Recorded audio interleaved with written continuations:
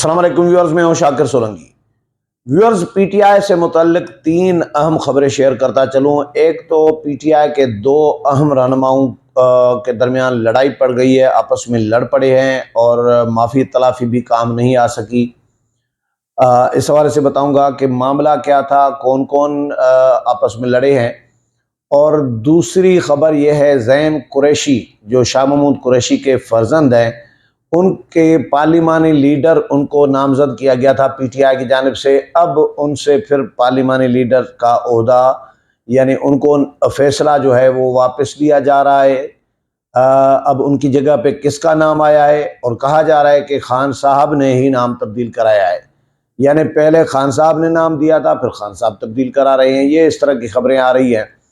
تیسری خبر، election commission میں پی ٹی آئی کا جو انٹرا پارٹی انتخابات کا معاملہ ہے وہ بگڑ گیا ہے اس حوالے سے، کیونکہ الیکشن کمیشن نے 7 سوالات جو ہیں، اعتراضات جو ہیں وہ اٹھائے ہیں، اور سیریس اعتراضات اٹھائے ہیں۔ یہ 3 خبریں شیئر کروں گا۔ خبر یہ پہلے کہ پی ٹی آئی کی سیاسی کمیٹی جو تھی اس کا اجلاس ہوا، اور اس سیاسی کمیٹی کے اندر اسد قیصر صاحب جو سابق اسپیکر قومی اسمبلی رہے ہیں، اور شبلی فراز صاحب، ان کے درمیان لڑائی ہو گئی، تلخ کلامی ہوئی ہے، تو میں ہوا ہے، کیونکہ اسد قیصر صاحب نے اعتراض اٹھایا شیر افضل مروت کو سیاسی کمیٹی سے نکالنے کے معاملے پر۔ اور اس لیے اعتراض اٹھایا کیونکہ کہا جا رہا ہے کہ وہ شیر افضل مروت جو ہیں وہ اسد قیصر صاحب کے گروپ کے آدمی ہیں، کیونکہ گروپ بندی تو ہے پی ٹی آئی کے اندر، تو اس لیے وہ اپنے گروپ کے بندے کا، ممبر کا دفاع کرنا چاہ رہے تھے۔ اور انہوں نے کہا کہ جس طریقے سے شیر افضل مروت کو سیاسی کمیٹی سے نکالا گیا ہے، یہ بڑی زیادتی کی گئی ہے شیر افضل مروت کے ساتھ، اور اس پر شبلی فراز صاحب ان کے سامنے سیدھے ہو گئے۔ انہوں نے کہا کہ جی آپ کون ہوتے ہیں اعتراض اٹھانے والے؟ سیاسی کمیٹی کے لیے کہا جا رہا ہے کہ کوئی بھی معاملہ آتا ہے سیاسی کمیٹی میں، پی ٹی آئی میں، تو اس پر ووٹنگ کرائی جاتی ہے، لیکن اس میں ووٹنگ شوٹنگ بھی نہیں ہوئی، لیکن معاملہ انہوں نے کہا کہ بھائی سیاسی کمیٹی سے نہیں نکالنا چاہیے تھا۔ میں خبر پراپر اچھا، اس کے بعد تو میں ہوئی ہے، تلخ کلامی ہوئی، پھر بیچ میں جو ممبران باقی تھے انہوں نے وہ بیچ میں آئے، اور انہوں نے زور دیا شبلی فراز صاحب پہ کہ جی آپ اسد قیصر صاحب سے معافی مانگیں، اور انہوں نے پھر معذرت بھی کی، لیکن وہ معذرت بھی ان کی کام نہیں آئی، اور وہ اسد قیصر جو ہے اجلاس چھوڑ کر اٹھ کر چلے گئے اجلاس سے ہی۔ تو یہ کہانی ہوئی ہے۔ اس میں خبر بھی ہے کہ پی ٹی آئی کی سیاسی کمیٹی کے گزشتہ روز اجلاس میں شیر افضل مروت کے معاملے پر شبلی فراز اور اسد قیصر کے درمیان سخت جملوں کا تبادلہ ہوا ہے۔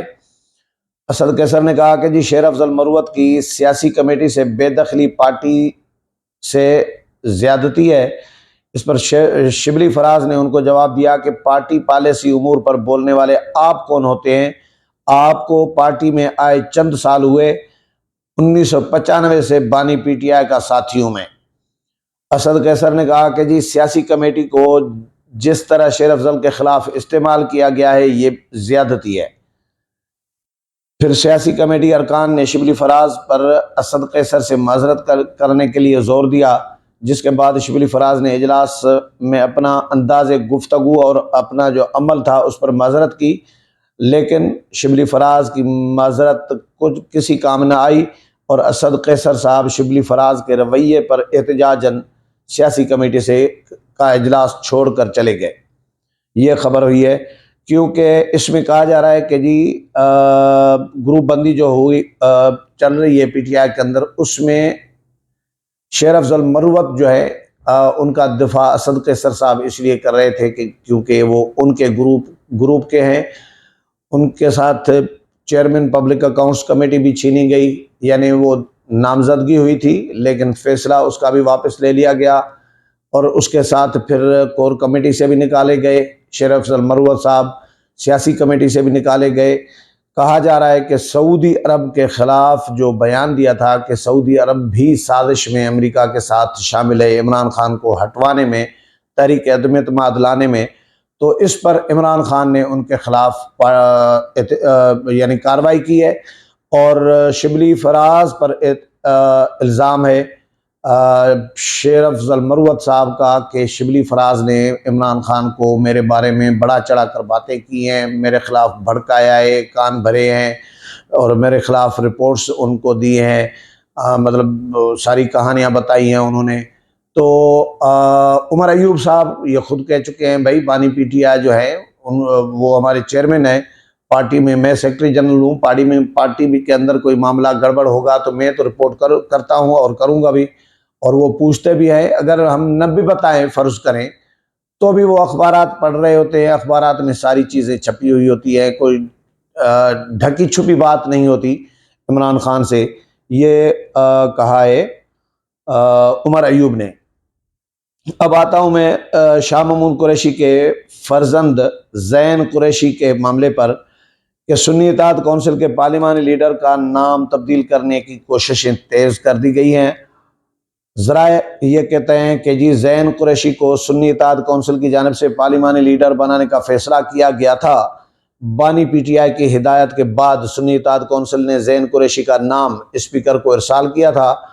شاہ محمود قریشی کے صاحبزادے زین قریشی کو ہٹانے کے لیے اب سیاسی کمیٹی میں معاملہ لانے کا فیصلہ کیا گیا ہے۔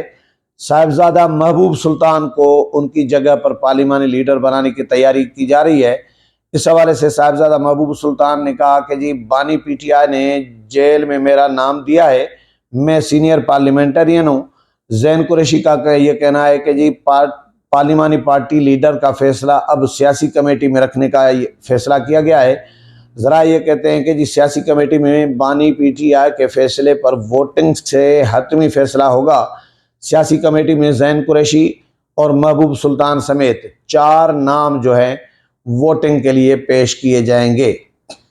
تیسری خبر الیکشن کمیشن کے حوالے سے ہے، وہ یہ ہے کہ جی الیکشن کمیشن کی جانب سے پی ٹی آئی کے 3 مارچ کو کرائے گئے انٹرا پارٹی انتخابات پر اٹھائے گئے اعتراضات کی تفصیل یہ ہے کہ جی اعتراضات اٹھائے الیکشن کمیشن نے، اور بلے کے انتخابی نشان کا اور انٹرا پارٹی انتخابات کا معاملہ جو ہے وہ بگڑ گیا ہے۔ الیکشن کمیشن نے پی ٹی آئی کی رجسٹریشن پر سوالات اٹھائے ہیں۔ الیکشن کمیشن کا کہنا ہے کہ پی ٹی آئی نے الیکشنز ایکٹ کے سیکشن 208(1) کے تحت انٹرا پارٹی الیکشنز 5 سال میں نہیں کرائے۔ الیکشن کمیشن نے اعتراض اٹھایا ہے کہ پی ٹی آئی کا انتظامی ڈھانچہ 5 سال سے نہیں ہے، اب بطور سیاسی جماعت کیا اسٹیٹس ہے۔ پی ٹی آئی نے سیکشن 202(5) کے تحت انلسٹمنٹ کے لیے درکار ڈاکیومنٹس نہیں دیے۔ اعتراضات میں مزید کہا گیا ہے کہ جی پی ٹی آئی نے انٹرا پارٹی الیکشنز کی ڈاکیومنٹ بھی جمع نہیں کرائی۔ الیکشن کمیشن نے سوال اٹھایا ہے کہ جی کیا پی ٹی آئی کی 31 دسمبر 2024 کی جنرل باڈی میٹنگ سیکشن 208(3) کے مطابق تھی۔ الیکشن کمیشن کا کہنا ہے کہ جی سیکشن 208(3) کے تحت پارٹی الیکٹورل کالج بناتی ہے۔ الیکشن کمیشن کا یہ بھی کہنا تھا کہ جی پی ٹی آئی کے 3 مارچ کو مبینہ انٹرا پارٹی الیکشنز ریکارڈ کے مطابق جنرل باڈی کی قرارداد کے تحت فیڈرل چیف الیکشن کمشنر لگایا گیا۔ پی ٹی آئی آئین کے تحت نیشنل کونسل CEC سفارش پر فیڈرل چیف الیکشن کمشنر تعینات کرتی ہے۔ جنرل باڈی اور فیڈرل چیف الیکشن کمشنر کا کیا اسٹیٹس ہے، الیکشن کمیشن نے پوچھا۔ اعتراضات میں کہا گیا ہے کہ جی جنرل باڈی نے چیف آرگنائزرز تعینات کیے، پھر اسی چیف آرگنائزر نے فیڈرل چیف الیکشن کمشنر کو نوٹیفائی کیا۔ کیا چیف آرگنائزر کی تعیناتی اور فیڈرل چیف الیکشن کمشنر کی تقرری جنرل باڈی کر سکتی ہے؟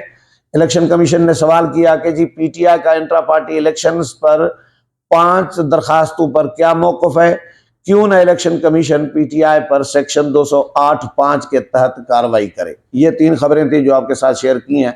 امید ہے پروگرام پسند آیا ہوگا، اگلے پروگرام میں پھر ملاقات ہوگی، تب تک اجازت چاہتا ہوں، اللہ حافظ۔